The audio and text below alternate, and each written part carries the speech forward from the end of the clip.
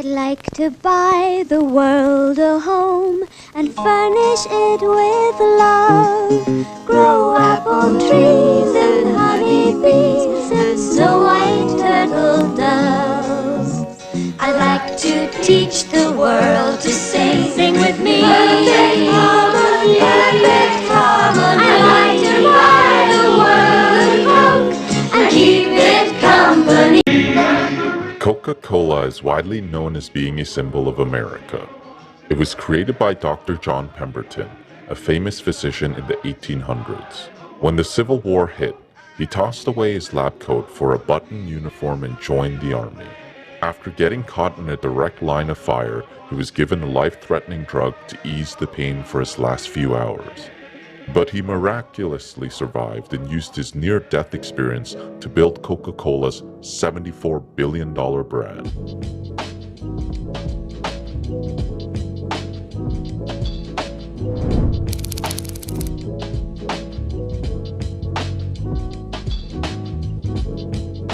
In 1831, John was born in the small town of Knoxville and raised in Rome, Georgia.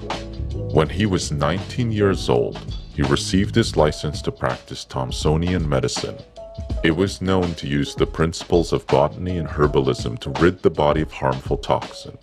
At the time, it wasn't well respected, and many were suspicious of the practice. But that didn't stop John from opening a business that specialized in materia medica, substances that were used to make medical remedies. A few years later, John pursued a more conventional path and earned a graduate degree in pharmacy. But not long after, he was forced to ditch his white lab coat for a button uniform. The Civil War had erupted and John was made a first lieutenant. 3 years into battle, he got caught in a direct line of fire and was slashed with a saber. His doctors didn't think he would live and gave him morphine to ease the pain for his last few hours. But he proved them wrong and miraculously survived. From then on, it was only a matter of time until John was back on his feet.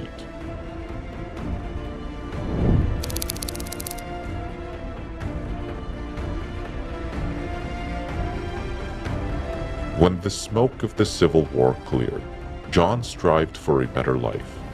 He moved his family to Atlanta and became a senior member of a pharmaceutical firm. The media called it one of the most impressive labs in the US, and John became known as the most famous physician in Atlanta. But behind closed doors, John was struggling.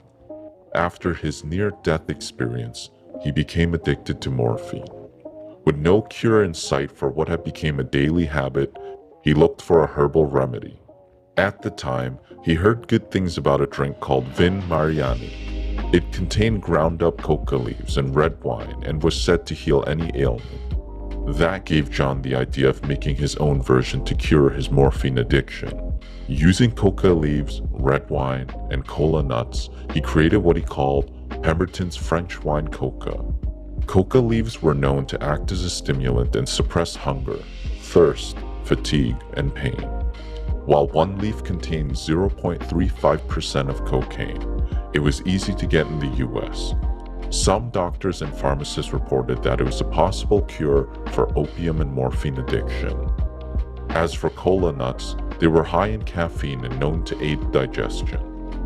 John believed his French wine coca could not only cure addictions, but depression, anxiety, and different ailments, including headaches.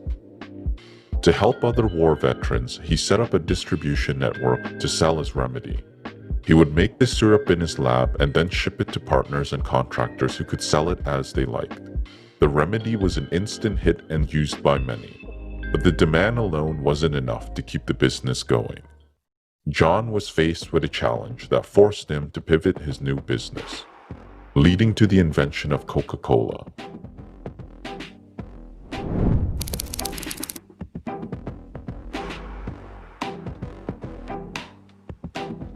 The year that Pemberton's French wine coca hit the market, Atlanta announced they would be joining other US states in banning alcohol. Fearful that it would mean the end of his new remedy, John raced to come up with a new formula. When he removed the wine, he realized the cola nuts made it extremely bitter. So he replaced it with a synthetic caffeine and then added sugar, citric acid, vanilla, lemon oil, and orange, nutmeg, and coriander extracts. Afterwards, John's bookkeeper, Frank Robinson, suggested he change the name to Coca-Cola. However, he insisted that it be spelt with two C's since it would look more eye-catching.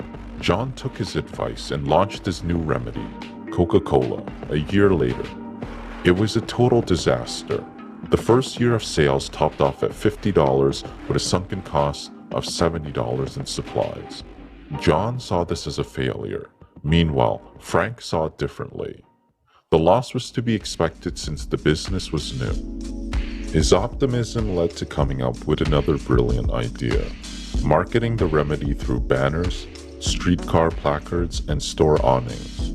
John was hesitant, but Frank convinced him it was a risk worth taking. Fortunately, he wasn't wrong. Coca-Cola became a hit through Atlanta. John and Frank proved that when faced with a challenge, tackling it instead of giving up can lead to new heights of success.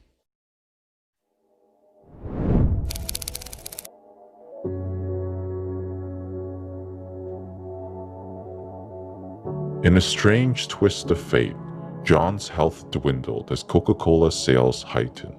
He was diagnosed with stomach cancer and relapsed to ease the pain. Worried that money for his family and addiction would run dry, he made the difficult decision of selling shares of the business. But that didn't mean he had little expectations for the future of Coca-Cola. He believed it would become a national drink one day and kept a third of his shares for his son, Charles. At the time, Charles was in charge of manufacturing but later became a morphine addict himself. Frank feared that Coca-Cola would have no one to steer John's vision of going national.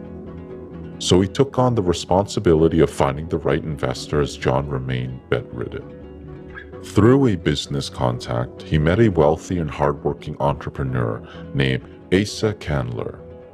When Frank approached him, he told him that he didn't think that Coca-Cola was a worthwhile venture. But Frank knew better. While the two stood outside one day, Frank pointed to a wagon and said, "See that wagon going by with all those empty beer kegs? Well, we are going to push Coca-Cola until you see wagons going by with Coca-Cola, just like that." Asa was swayed by the company's vision and bought the rights to the Coca-Cola name and secret formula. And just as Frank predicted, he wasted no time in building the company. He not only expanded sales to more pharmacies and grocery stores, but came up with an idea that made history. He gave out little slips of paper that could be redeemed for a glass of Coca-Cola at soda fountains. At the time, they were considered a popular hangout spot and where many went to socialize. It was the first instance in history where a company gave out what is now called coupons for free samples. John's vision for Coca-Cola was the key to instilling faith among his employees and later, the man who would help build its brand.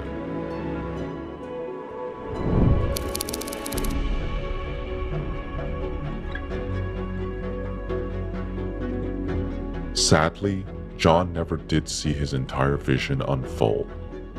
2 years after Asa started to grow the company, he succumbed to his morphine addiction and died penniless. With Charles' own addiction worsening, Asa took over and founded the Coca-Cola Company. He led the expansion of selling Coca-Cola to every US state and then Canada, but he failed to create the demand in Europe. In Germany, anything other than beer, wine, or water was considered for children, whereas in France, buying an inferior American drink was considered insulting. Asa was also short-sighted when it came to an idea that fell into his lap. One day, two lawyers named Joseph Whitehead and Benjamin Thomas walked into Asa's office. Coca-Cola is already successful as a fountain drink, but what if it was bottled? They proposed. Bottled? Asa asked with a puzzled look. Yes, sir. Folks could take them home. Asa thought it was a ridiculous idea. He believed the future of Coca-Cola was in fountain drinks. Bottling was an expensive operation that he wanted no part of. He told Joseph and Benjamin that they could bottle all the Coca-Cola they wanted for just $1. He had nothing to lose since if they succeeded, they would sell more syrup, and if they failed, he wouldn't lose a penny. Afterwards, Joseph and Benjamin found other people to finance and build an operation to bottle Coca-Cola. It became one of the first franchising businesses in America. To Asa's surprise, customers were hooked on Coca-Cola bottles. It became so popular that competitors tried to create their own version. Eventually, the Coca-Cola company decided to create something more unique that was difficult to copy, a contour bottle. That way, customers would know they were getting the real product. Years later, the amount of Coca-Cola sold in bottles exceeded the number sold through soda fountains. Joseph and Benjamin's so-called ridiculous idea inspired Coca-Cola's iconic packaging and paved the way for its continued success.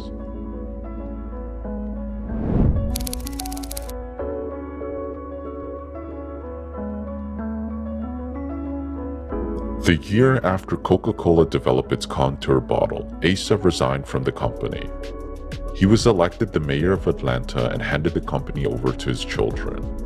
3 years later, they sold it for $25 million to a group of investors. At the time, it was the biggest financial deal in the history of the America South.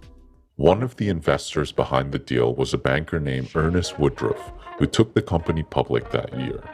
He streamlined Coca-Cola's production process and ensured quality was maintained when produced anywhere. Not long after, he retired and convinced his son Robert to become the president of the company.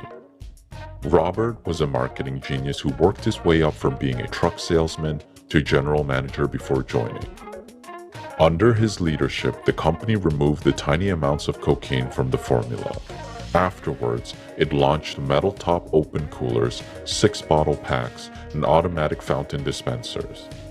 It also succeeded in taking care of Asa's unfinished business, creating the demand for Coca-Cola in Europe.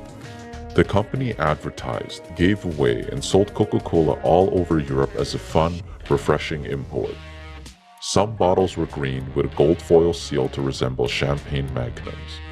They also created an association with many historical and celebratory events. When the US Olympic team traveled to Amsterdam for the 1928 Olympic Games, they gave away 40,000 bottles of Coca-Cola.